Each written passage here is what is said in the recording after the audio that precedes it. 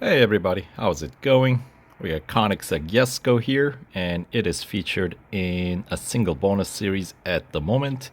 The winner takes it all, which you can find under Road Collection category. Under Season 1, the winner takes it all. There it is, featuring 3 Koenigsegg's in the game. Agera RS, Agera R, and the brand new Jesko. So I've already posted the series overview for this bonus series. So if you guys are interested in finding out what kind of events to expect in the series, what the PR requirement is for certain percentage completion, and how much it's going to cost, yeah, look up that video. I'll have the link to that video in the description box below. But for this video, we'll actually try to make some progress in this series. First 25% completion, which will be like in tier 6 or so, so I probably won't be able to make it all the way there in this round. I'll just do first round in this one, or first tier on this one, and yeah, I'll get to win whopping 10 gold. I know. Anyway, and that'll require PR 81.5. So like up till first 75% completion is gonna be relatively affordable. Claiming that final 100% completion is gonna be just absurdly expensive. First of all, you have to own all 3 cars, and then the reward is 33 gold at the end. So I'll wait for the upgrade discount on Jesko, since that's the only car that can meet that PR requirement. Anyway, tier 1, let's start with, I guess, autocross at Daytona Motorcycle Course. And here are the 3 cars featured in this series. We got Agera RS. Mine is maxed out at 96.1 PR. And Agera R also maxed out at 89.4. And then of course I only have 11 upgrades on Jesko, because that's how I won this car from the special event All or Nothing. That was a good event. Anyway, so yeah, if I wanted to meet the PR requirement for 100% completion, I would have to spend another 845 gold to bring the PR all the way up to 98.4. And that is, yeah, I don't think it's worthwhile. But with that being said, let's take the brand new car out for a spin on this autocross. Target time to beat is 50 seconds and change. Yeah, all the I guess that's not true. Some of the speed snaps can be pretty short, but the autocross here at Daytona tends to run a bit on a longer side, at least in my opinion. 50-second autocross is one of the longer ones, considering that some of the fastest ones you can get it like around 10 seconds. That is Catalonia Club Circuit. But anyway, I mean, considering this is the very first event of this series, we should be comfortably coming in, finishing this event. So there we go. Is it necessary to bot train in bonus series? No. Old habits do die hard, though.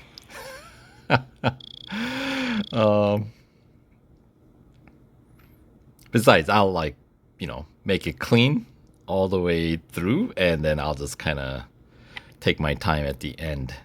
That's at least my running strategy here. Takes maybe 2.5 service bars for that little stint at Daytona.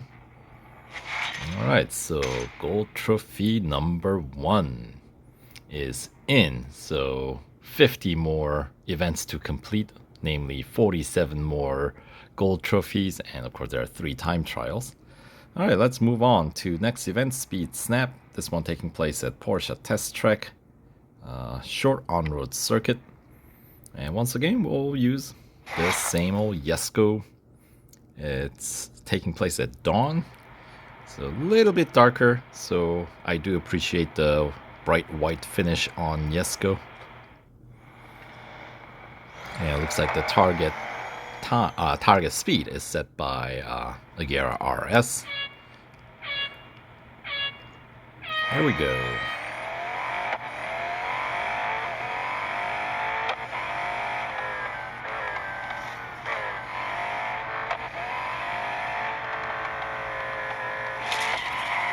Piece of cake.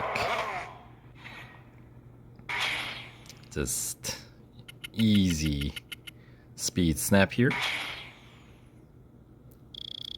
with some extra kph to spare at the end. All right, let's continue on to the cup event that is left on tier 1.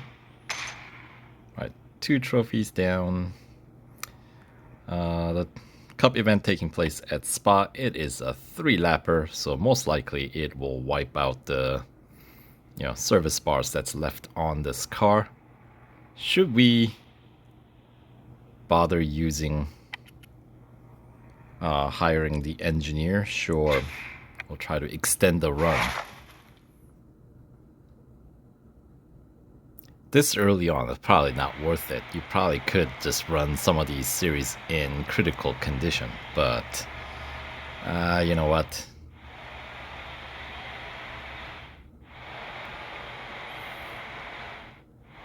I mean, it's free, so it's all good. All right, 3 laps, and we're off. There we go. Lots of... I don't see too many Jeskos. There's one. And there's... that's not Jesko, is it? The white one up ahead? Yeah, that's not it. Or... that one looked more like the one of the Ageras. Was it though? JKR, what are you driving? Let me see. Yeah, it's Agera RS.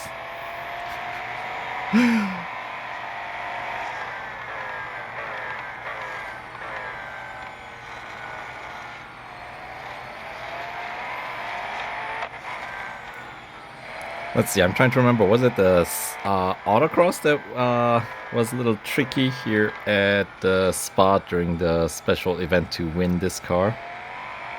I think.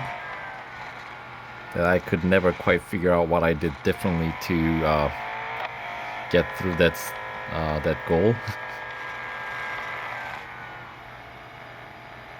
Those are some of the more frustrating goals because you don't know what you are doing differently.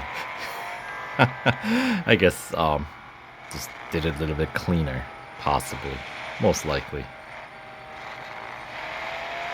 But yeah, when I got through that goal, I was a little surprised myself. It's like, oh, all right. That was fast enough. Of course, that's the thing, is like if you're missing those, target time in autocross by like milliseconds, right? You are doing just about everything correctly.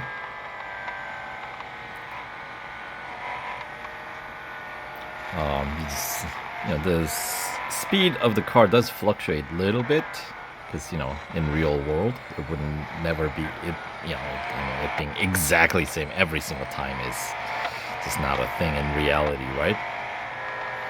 The question is it significant enough to make a difference? Well, in the game it is, but in reality, I don't know.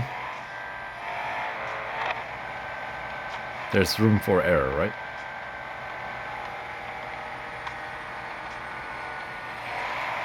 But anyway, let's play the role of the safety car or something. Keep everybody in line. since I seem to be able to keep everybody in check. Form a long train.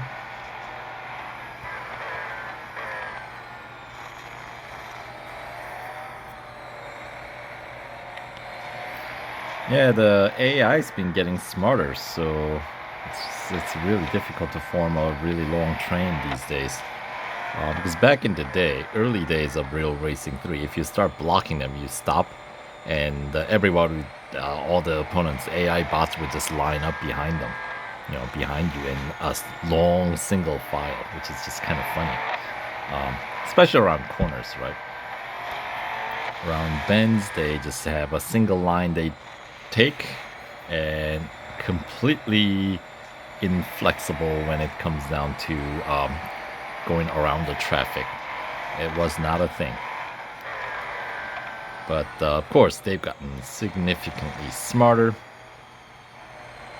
Yeah, the bots have gone through some different behavior patterns. At one point, they used to be like extremely aggressive. They'll like smash into you if you just, like stand in front of them.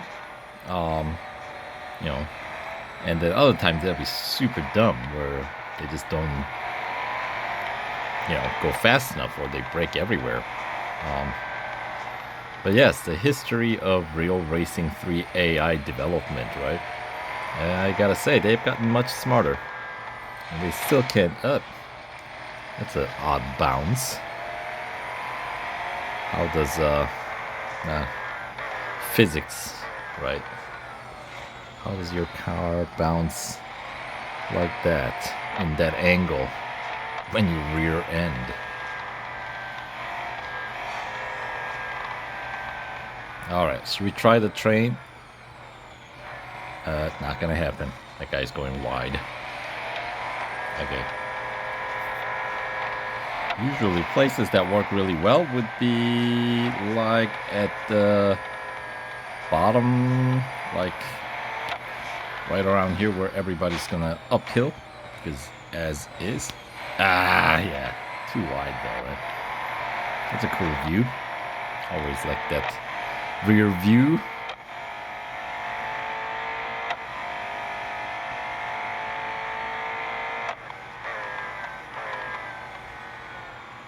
We try the train here. Lecon.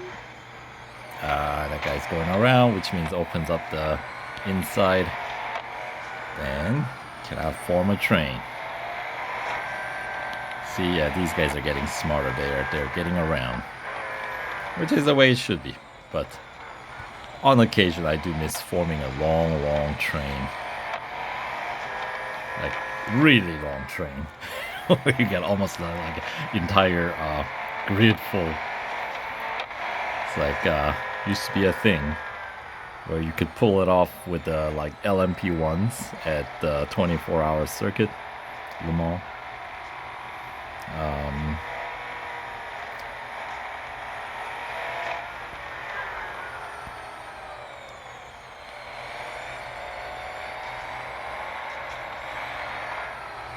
But these bots, too smart for that. They don't want to play train, apparently.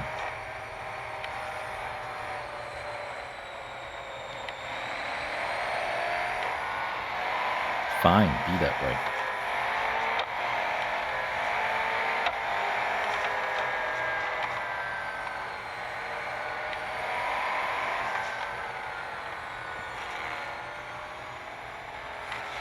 Yeah, I prefer seeing them in the rear, since I get to see the front of of these beautiful cars.